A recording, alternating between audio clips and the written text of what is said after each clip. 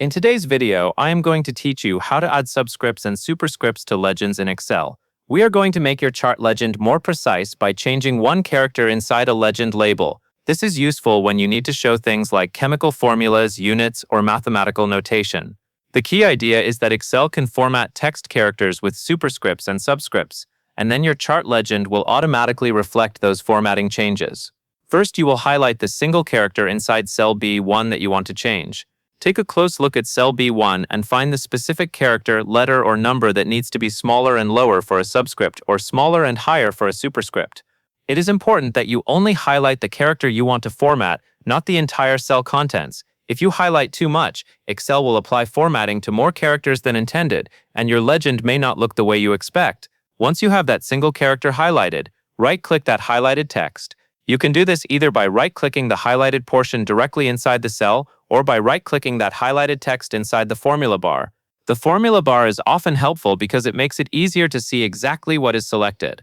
When you right-click, Excel will show a small menu with formatting options. This menu is where we will open the formatting controls for the selected text. Next, you will click Format Cells from the small right-click pop-up menu.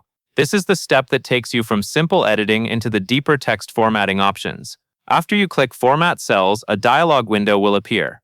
In that window, Excel groups formatting settings into sections, so you can focus on the text effects you need for superscripts and subscripts. Now, inside the Format Cells dialog, you will check the superscript or subscript box in the Effects section. Decide which one matches your goal. If the character should be written higher and smaller, you want superscript. If the character should be written lower and smaller, you want subscript. Make sure you select only the option you need. For example, if you choose superscript, do not also select subscript at the same time. Excel lets you apply just one effect to keep the notation clear. After you select the correct option, click OK to confirm your choice.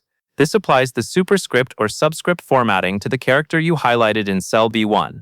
At this point, Excel may not visually show the chart legend change instantly on the screen, so the next step ensures the update is applied correctly. Finally, press Enter to update your chart legend automatically.